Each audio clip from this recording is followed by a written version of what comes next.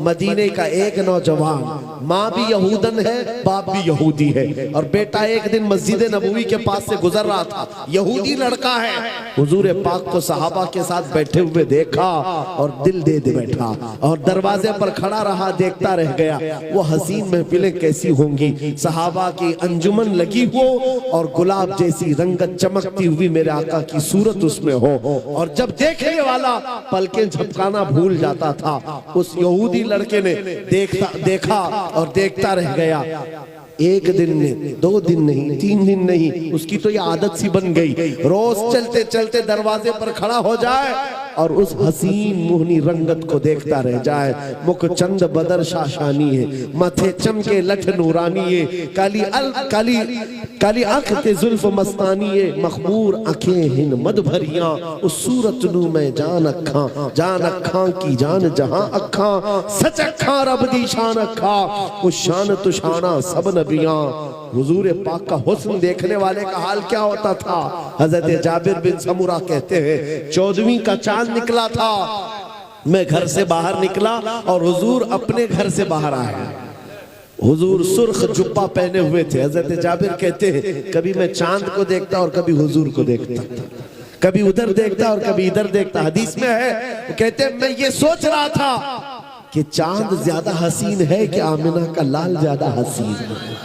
और उसके बाद इश्क ने फिर जवाब दिया, चांद से तशबीह देना ये भी क्या इंसाफ है, चांद में तो दाग है, हुजूर का चेहरा साफ है।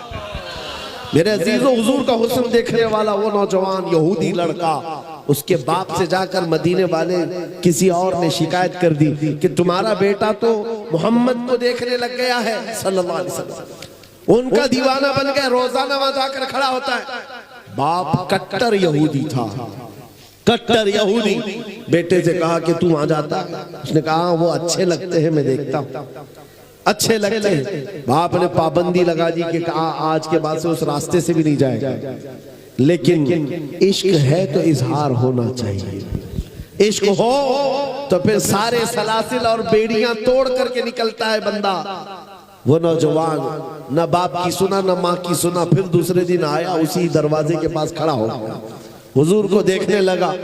जब ये हालात बार बार होने लगे, यहूदी बाप ने देखा कि ये ऐसे सुनता नहीं, मारा भी बहुत, तोड़ा भी बहुत, उसके साथ सख्तियां भी हुई। उसके बाद जब भी लड़का नहीं रुका तो बेड़ियों से बांध दिया, जंजीरों से बांध दिया, हाथ पैर बांध करके घर में रख दिया।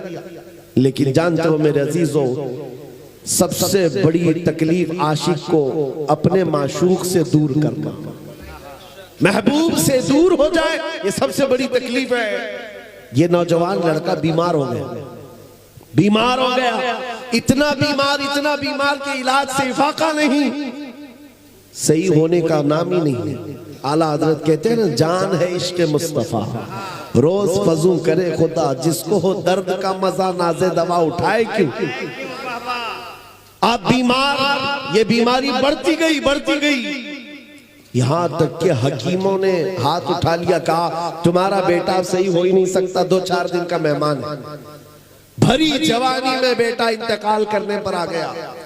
अब माँ बाप का अकलौता था, दोनों का दिल पसीज गया। माँ यहूदन है, बाप भी यहूदी है। बिस्तर पर आए, जंजीरें तो खुल चुकी थी, बुखार से बदन तप रहा था, जिस्म पीला हो गया था। बेटे के पास आए और कहने लगे कि बेटा ये तेरी क्या हालत हो गई, हमने तुम्हारे साथ जो गलत किया उसके लिए हम माजरत चाहते हैं, लेकिन बता कोई तेरी आखिरी ख्वाहिश है।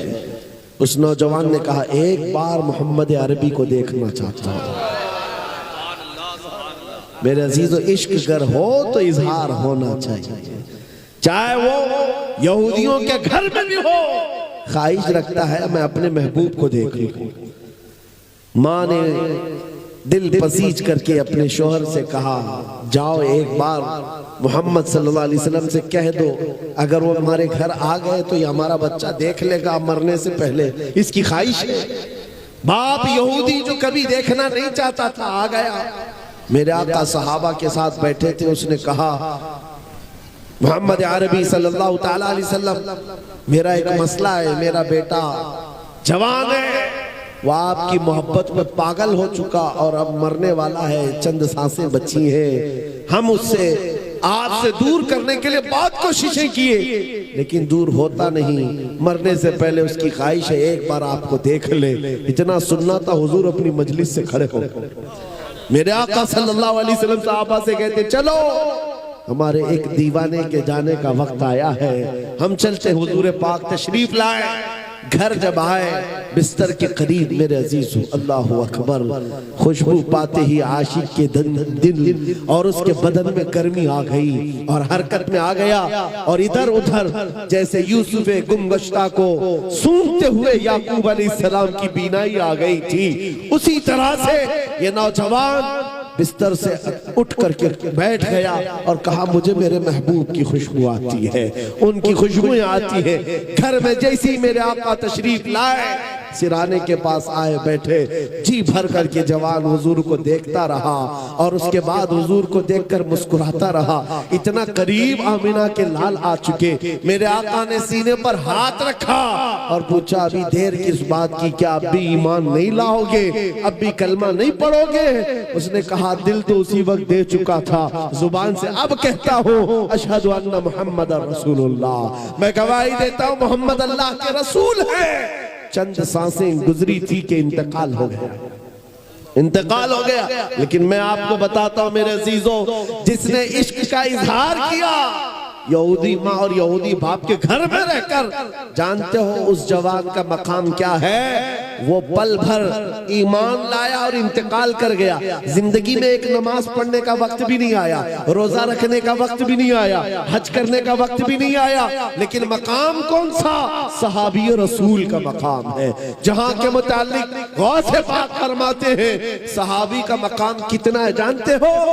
वो जिस घोड़े पर बैठकर जाते हैं, उन घोड़ों के टाप के नीचे से जो धूल उड़ती है वहां तक उम्मत के गौस का मकाम भी नहीं। वक्त का गौस, कोई वली, कोई कुतुब सहाबा के घोड़े के टाप के नीचे से उड़ने वाली धूल के बराबर भी नहीं होता। वो सहाबी का मकाम है। और वो सहाबी का मकाम कैसे पाया? बस दीदार रसूल है, हुजूर के दरबार में कुर्बानी, अपनी ख्वाहिशात खत्म कर दिया।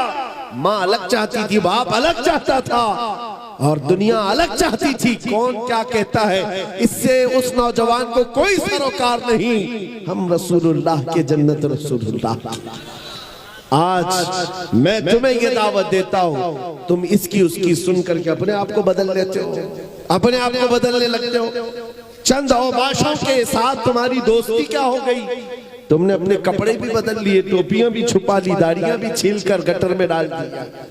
तुम्हें पता है तुम्हारी मौत के बाद जनाजे के साथ सिर्फ ये तुम्हारे कब्र तक आ सकते हैं, उसके बाद कोई कब्र में आने वाला नहीं है। तुम्हारी कब्र में कोई आएगा तो आमिना के लाल तशरीफ लाएंगे। इसलिए आज ले उनकी पनाह, आज मदद मांगो उनसे। कल न मानेंगे, कयामत में अगर मान गया, वहां सब बहुत सारे मानेंगे लेकिन उस वक्त मानना कोई फायदे का नहीं। आज मानो हुजूर को, आज अपनी ख्वाहिशात के खिलाफ आओ। तुम्हारी ख्वाहिशात ये कहती हैं कि मुझे आराम करना है, सोना है। तुम्हारी ख्वाहिशात हराम का खाने की तरफ जाती हैं, छोड़ दो इन चीजों को, हुजूर की तरफ आओ। कितने नौजवान हैं आज इस जलसे से, या हमारी इस बात को जहां तक पहुंचे, इसको सुन करके ये अहद करें कि मैं कुछ गलत कामों में मसरूफ था, ये मेरी ख्वाहिशात थी और जब जब ख्वाहिश होती मैं उस गलत काम की तरफ चला जाता। इसी को कुरान कहता है, जो अपनी ख्वाहिश को पूरी करने के चक्कर में चल पड़ता है, गोया कि वो अपनी ख्वाहिशात को माबूद बनाया हुआ है, अपनी ख्वाहिशात की पूजा करता है, इबादत करता है।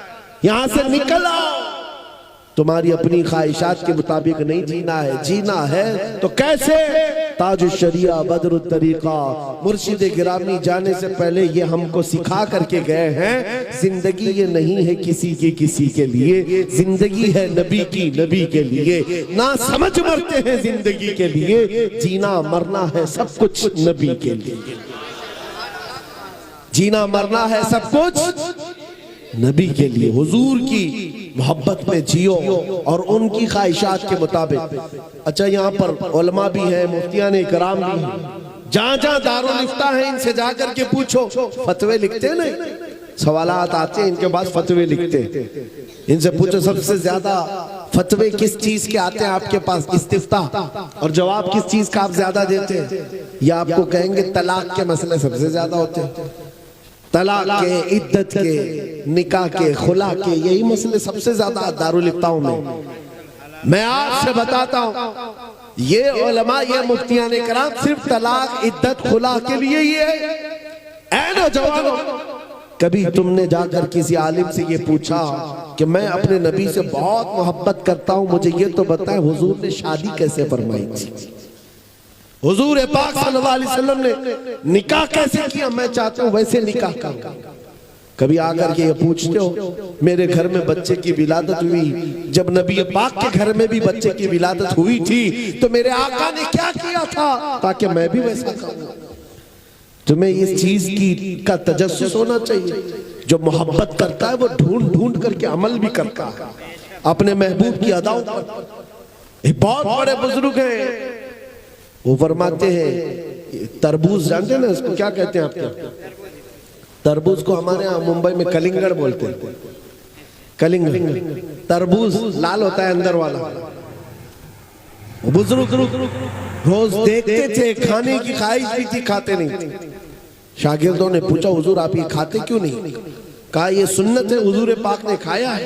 कहा हाँ सुना तो है, तो फिर क्यों नहीं खाते? कहा मैं इस बात की तलाश में हूं कि हुजूर ने कितने टुकड़े करके खाए थे, ये मुझे मिल जाए, मैं उसी तरीके से खाना चाहूंगा। उन लोगों का हाल ये था कि वो ढूंढ ढूंढ करके हुजूर की सुन्नतों पर अमल करते हैं, और आज चुन चुन करके तुम निकालना चाहते हो। यही तो बात है जिसको इकबाल कहता है, उनके जो हम गुलाम थे खल्क के पेशवा रहे हैं, उनसे फिरे जहां फिरा फिर आई कली वकार ने, हमें करनी है शहीनशाह बतहा की रजा जोई। वो अपने हो गए तो रहमत परवरदिगार अपनी ख्वाहिशात के खिलाफ जाओ।